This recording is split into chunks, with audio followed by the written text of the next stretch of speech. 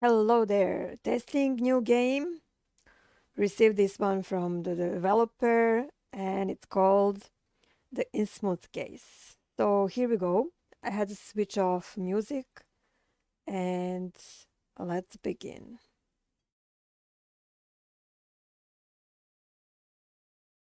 Okay, so progress in the story will be saved. 35 chapters. Normally, I'm not playing such games. I don't know what it is. Okay, and let's begin. The last rays of sunshine filter through the blinds of your empty office. The pathetic stench of whiskey, cold cigarette smoke, and canned ravioli fills the air. The screeching tires and constant beeping of car horns out there on the street tell you that it's gone 8 p.m. People are on their way home, finishing their day. You should join them. You decide to stay at your desk or to go home. To stay at my desk. Your day was long and frustrating. You are running out of ideas on how to handle the calls of people who want money from you. A cold shiver runs down your spine as you flick through a pile of unpaid bills. On the top of the pile is a reminder from your landlady you are 2 months behind on the rent. The next one is a three-figure invoice from a games company for in-app purchases. You try to claim them as business expenses in your last investigation, but somehow your client refused to pay. Then there's the second reminder from your internet provider threatening to cut off your connection. You might take legal action because without the internet you can't work or live. You really need a little fresh air. You jerk open the blinds. Amongst the dust, the last rays of light shine into your eyes like a laser sight in spy flick. It takes a few seconds for your eyes to adjust. Your gaze settles on the horns and hooves pub across the street. How many simple jobs this dive has given you? Jealous wives whose husbands you had to spy on. All you had to do was lie in wait at the window and take pictures of them coming out of the dirtiest hall in the town. You close the window before you see anyone you know. You breathe a deep sigh. It may not have been a successful day, but at least it's over. You're looking forward to classic Friday night, watching old mystery series at home in sweatpants and getting drunk on cheap booze. Since the early afternoon, you have been staring at the for- foreboding bottle of liquor at the other end of the room. Up until now, a vague sense of professionalism has kept you from drinking yourself into oblivion. Now nothing stands in the way. Suddenly you hear someone at the door. Say, who is it? Or don't make a sound. Curiosity. The door slowly cracks open with a timid creak. The unknown guest pauses. Then, in a breathy and melodic tone, you hear a woman utter, "Hello."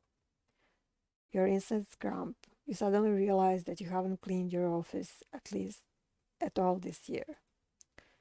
You quickly try to clean up or invite her in. Let's not let the client wait. By the light of the desk lamp, you now see more than a silhouette. A breathtaking woman lights up your office. No doubt older than 40, maybe even 50, hard to say. Clad in black, a skin-tight dress culminating in a decollete that seems to defy the laws of gravity. A smoky eyeshadow as dark as algae washed ashore, blonde, coiffed, wavy hair under a dark beard. The faint light of the setting sun catches in the strands of her hair, and you wonder how many heads this woman must have turned during her prime. She's completely different from your usual customers. Nervous bankers with sweat stains under their armpits, convinced their wives have something going with the mailman. Every move she makes is calculated grace. Smooth as an eel, she walks towards you and sits down on the corner of your desk. Determined, she walks towards you and sits down on the corner of your desk, which is a little bold, which makes you blush.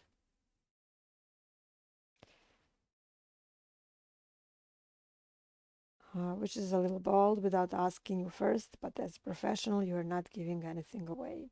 She seems to want to play the seductive damsel in distress. The quiet, amused voice of your subconscious is placed is pleased that the stranger may be sharing your enthusiasm for film noir cliches. A far louder voice is surprised that this woman seems to think that a sexy pose and revealing clothes could win you over. And both voices agree that they don't like being manipulated. You don't think that the stranger perched on your table is trying to recover from a hard working day as a lingerie model, and therefore you see no logical reason for her behavior. When she begins to speak, her voice is smoky and full of promise. My name is Dahlia Marsh. I'm looking for a private investigator. I was told you are one of the best. She extends her hand. So, kiss her hand, definitely not. You've come to the right place, lady. Decline. Of course, I will find your missing daughter. That will be too early to say. So, this one. You've come to the right place, lady. What can I do for you? You sit back in your chair and fold your hands over your stomach. The woman seems a little irritated that her provocative behavior seems to have had no effect on you. She moves from the edge of the desk and sits down on the chair opposite you. Yes, I. She clears her throat. As she continues to speak, the smoky seductiveness creeps back into her voice. My name is Dahlia. I need help. Ask for more details or decline, so we go for details. It's about my daughter Tabitha. She has disappeared. You're pulling out paper and pencil. This is gonna be a walk in the park. A walk in the kidnapped kids' park. Well, when did you last see her and where? The woman puts on a fake smile. We live in Innsmouth. It's a small port town north of Arkham. You frown. This is a bit vague. What was your child doing when you last saw her? What hobbies does she have?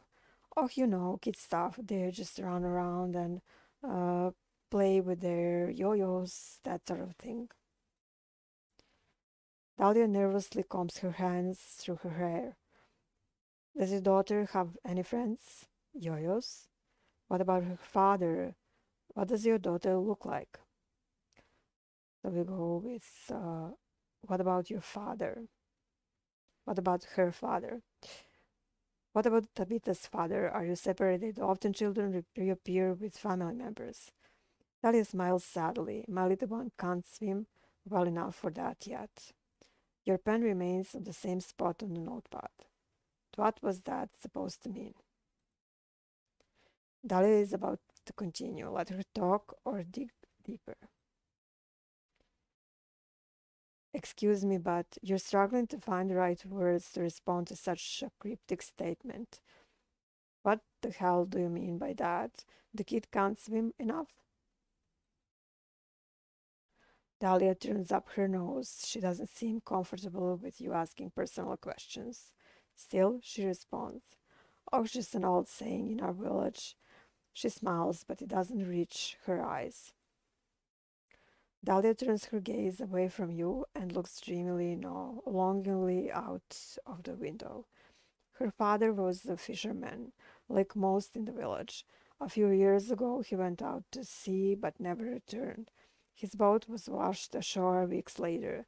His colleagues told me that he had finally followed the call of the waves. You keep quiet for a moment. Deceased family members are always a sensitive subject. My sincere condolences. She seems calm. Oh, somehow I always knew that moment would come. I think my husband is in a better place now, and at some point I'll join him. You take a closer look to Adalia's outfit. Judging by her behavior and clothes, you never would have taken her to be a fisherman's wife. You inquire about more details of the case or Dalia's financial situation, and we go for more details, and that's it for this time. I would like you to play more on your own. So this is it for now. If you haven't yet subscribed, check my other things here on this channel related to games and other stuff I make. And see you soon.